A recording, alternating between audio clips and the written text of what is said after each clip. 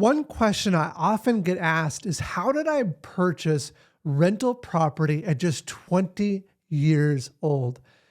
I can remember the house that I purchased. It was a small 1,500 square feet, 2 bedroom, 1 bathroom house. In fact, I remember the exact price. It was $189,900.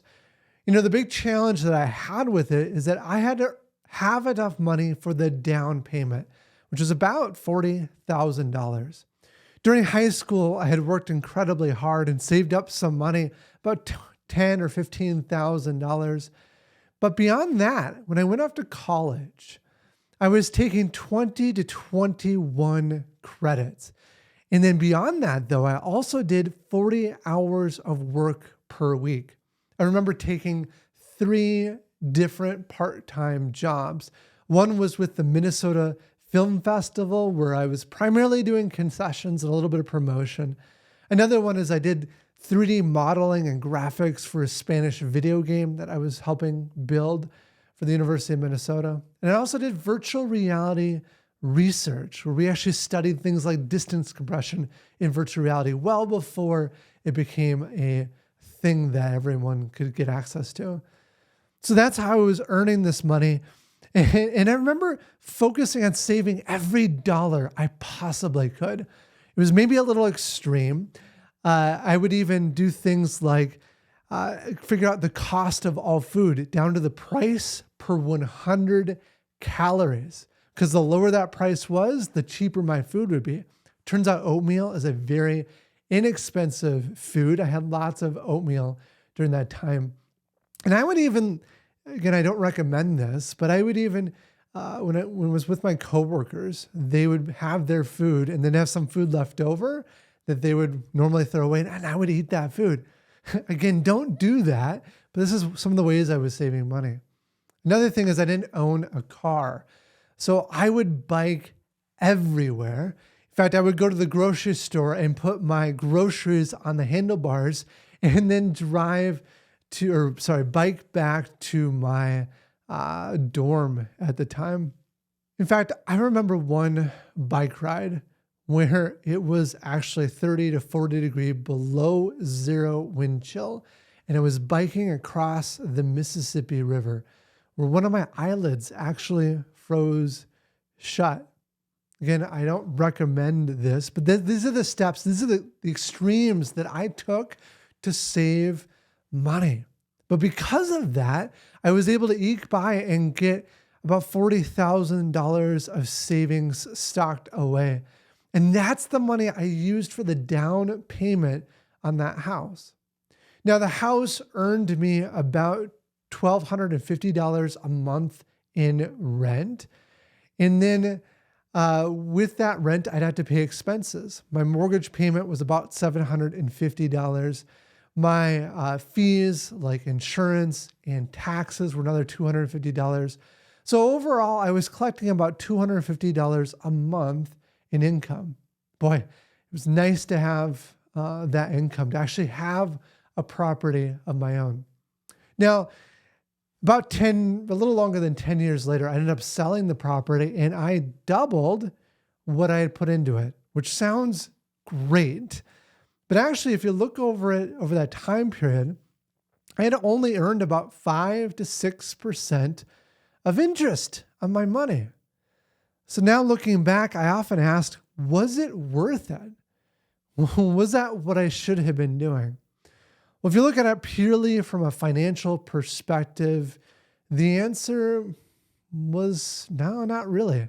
In fact, I had invested in Google at the time. This is back when Google just became public, and that's done incredibly well for me. I had also invested some money in cryptocurrency way before other people knew about Bitcoin. That did incredibly well for me. And if you compare those returns to my real estate return, it's terrible. Now, part of the reason my real estate return wasn't great is I had purchased in 2007, so that had a negative impact on the overall value. But there's a second part of this, and that is what I had learned through doing it.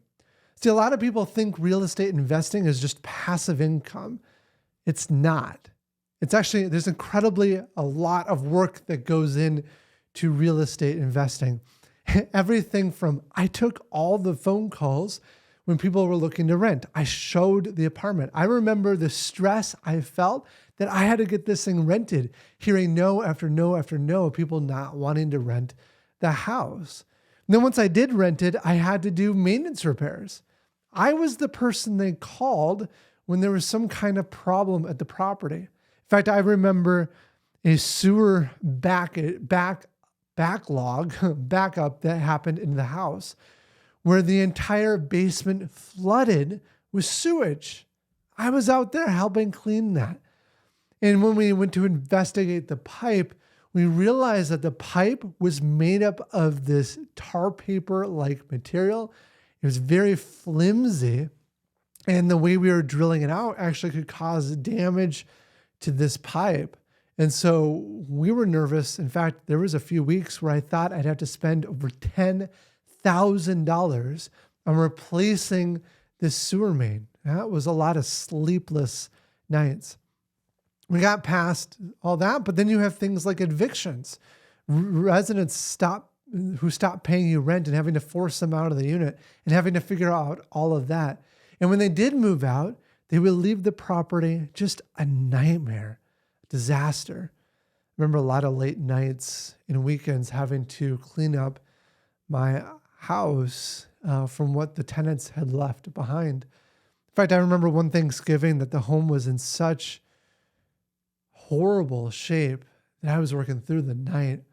I didn't see family or friends hardly at all for Thanksgiving.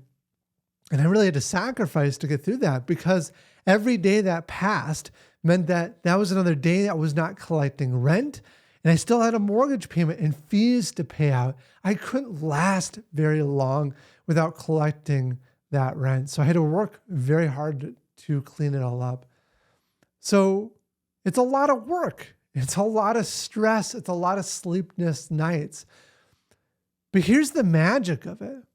Having gone through that experience, I then had a greater capacity to solve those kinds of problems. I had a greater skill set that I could use to apply to the next big challenge.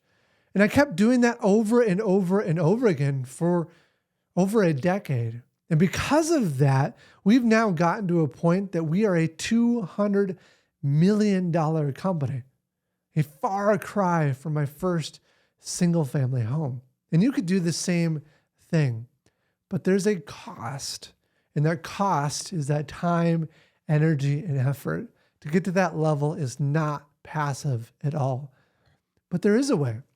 If I was redoing this and looking back at how I might do this differently, if you wanted to earn those higher rates of return without all the headache, there is a way to do that now. In fact, because of all the success that we've had, we've recently launched a platform called Norhart Invest.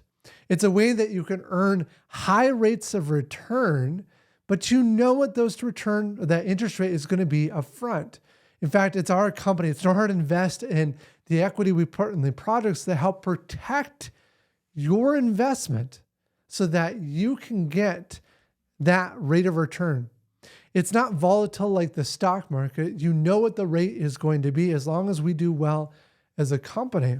We, as a company, guarantee those rates. And then you also know how long you're going to have it in. It could be from 6 to 24 months.